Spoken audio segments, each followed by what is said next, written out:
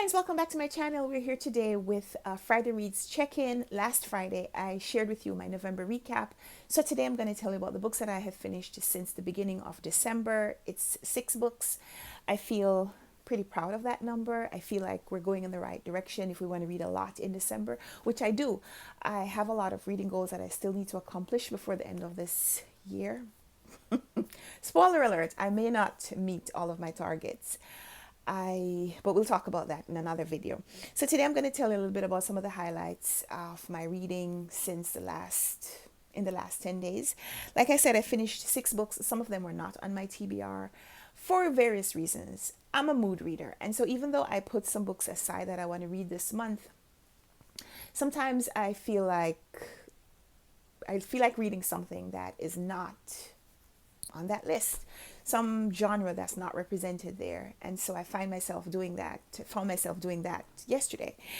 But I will tell you about the books that I read, as well as a book that I bailed on, following in the footsteps of the great production host of Friday Reads, Sean the Book Maniac. I'm going to start the video by discussing my bail, or my DNF.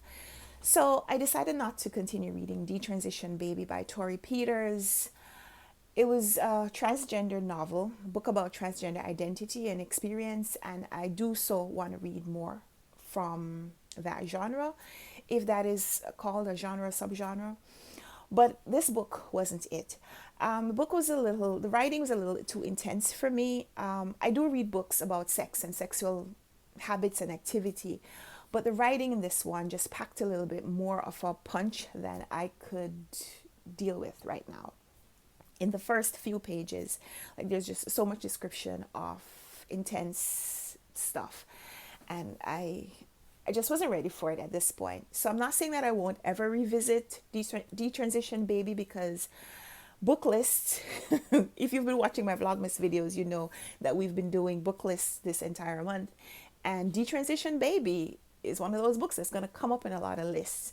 And by me saying that I'm not reading it means that I'm already saying that there are books on the list that I'm never going to read. I can't necessarily say that. So right now I'm saying I'm not finishing Detransition Baby.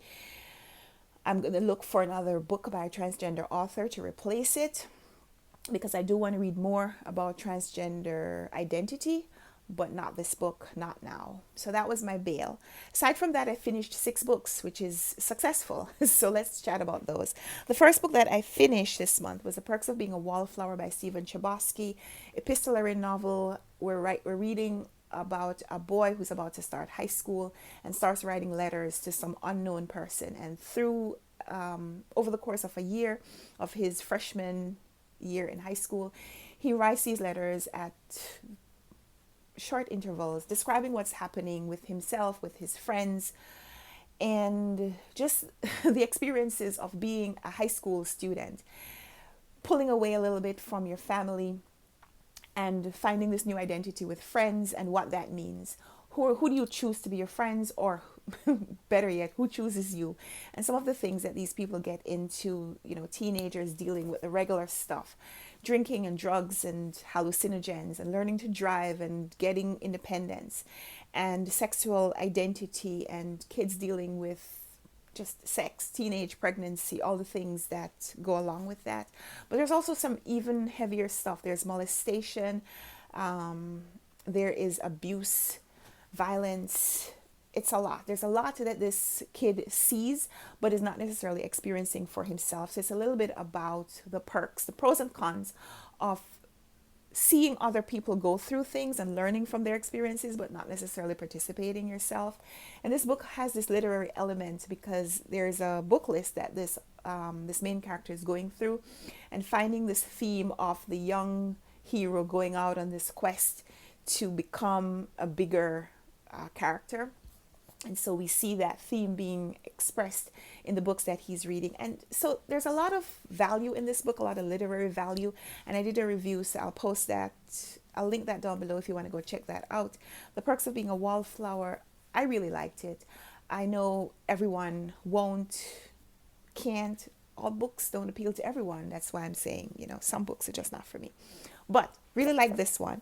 The next book that I finished was Fauci, Expect the Unexpected, 10 Lessons on Truth, Service, and the Way Forward by Anthony Fauci. And this was fantastic. This is a production of National Geographic that is compiled from memoir written by Fauci, but also snippets and sound bites from speeches and interviews.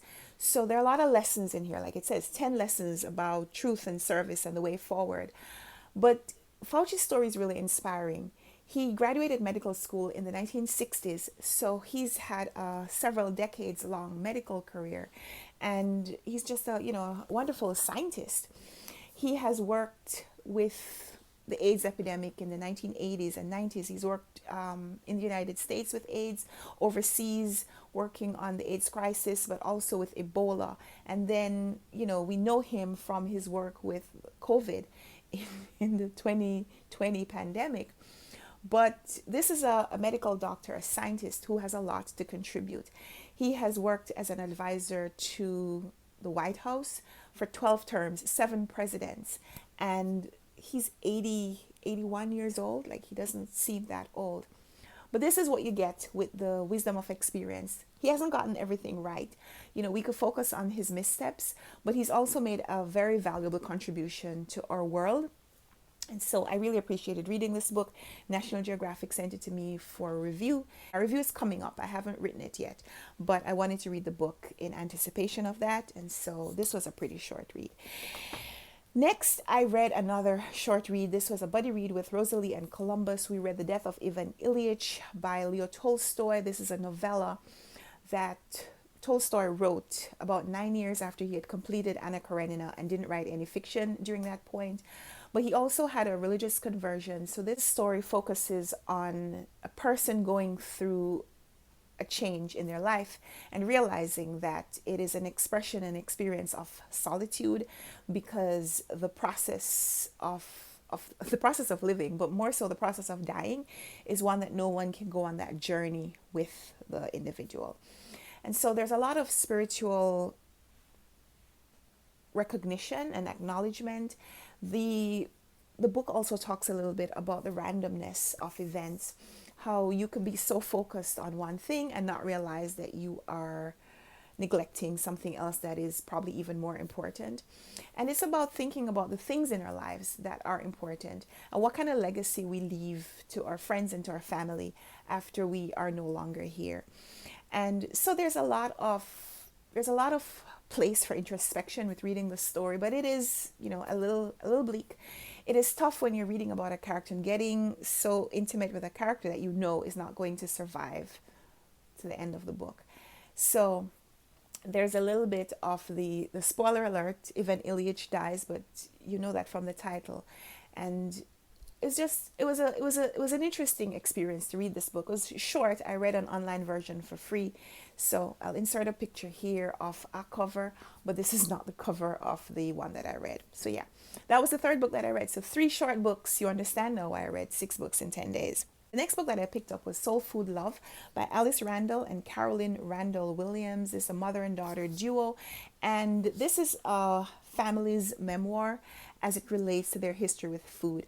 So we go through their family history and learn a little bit about the matriarchs of the family, women who had been enslaved, and women who worked as domestics in white women's kitchens after slavery was abolished, and going through the lineage and seeing how women relate to food and relate to the kitchen after that terrible period. And so as their wealth increased, we found the women coming out of the kitchen a little bit more, or finding other ways to incorporate culinary taste into their lives. So this is just a beautiful memoir of a family and how they relate to food, the complex things that have happened with them as they talk about food or work around food or incorporate food in their lives. It's fascinating. There are also some important historical figures that are in this family. The Harlem Renaissance man, Arna Bontemps, is a part of their bloodline.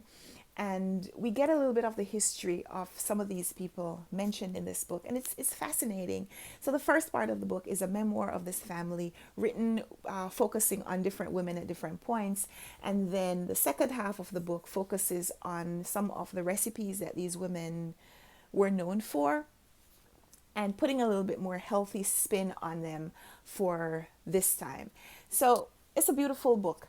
The publisher sent this to me in 2015 when it was first released. Back then, I did a flip through and a feature, but I never actually read the entire book. So, because of the prompt on reading women, I decided to pick up the book again. So, I read this one, loved it. Gonna be talking about that in a review coming up pretty soon. Aside from that, the publishers also sent me this book called The Flirtation Experiment, Putting Magic, Mystery, and Spark into Your Everyday Marriage by Lisa Jacobson and Felicia Masonheimer. And yesterday was my husband and I's third wedding anniversary. So this book came at the right time. I'm not going to tell you which of these experiments I tried, but the book is not about individual things. It's about finding ways to reconnect with your partner. And your marriage doesn't have to be in jeopardy for you to want to put a little bit more magic and mystery and spark into it. Like just recognizing that this person with whom you share your life is a gift, because the opportunity to share your life is a gift, and wanting to celebrate that. There's a part of this book where one of the authors, so it's told in these alternating chapters. We have these two authors, a younger woman and an older woman, and they're both married. The younger woman has been married for about 7 years, the older woman about 30 years. And they're talking about their experiences, and their experiences are different because they're different places in their life. And so we get alternating chapters where they deal with different aspects of relationships, and they're telling us about some of the things that afflicted their marriage and how they kind of spun those things around. And just reading from their experiences will give us wisdom, but they also give us tips on things that we can try and ways that we can be creative. So the book is targeted towards women, of course, but anyone who wants to put a little bit of a spark into their relationship can use these principles, right? So I wanted to mention one thing. Yeah, there was this one place where one of the authors, I think it's the younger woman, she talked about going to a party with her husband, and there's this man who always comes around and he makes these jokes, and they're not always funny. She says, like he makes a pun out of everything. You know the type. These people who they think they're hilarious, and so everything they say is supposed to be a joke. And we find ourselves laughing, not necessarily because what they're saying is so hilarious, but we want to save face. You don't want to make them feel uncomfortable, especially if they're at your party and you want to be a good host. You want to laugh.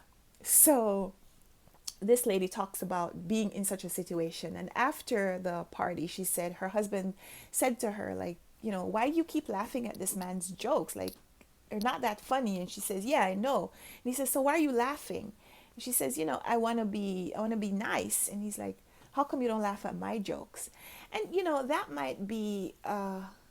that might seem to be a little thing, but the way sometimes we go out on a limb to make other people feel comfortable and feel relaxed, and we may start taking our partners for granted.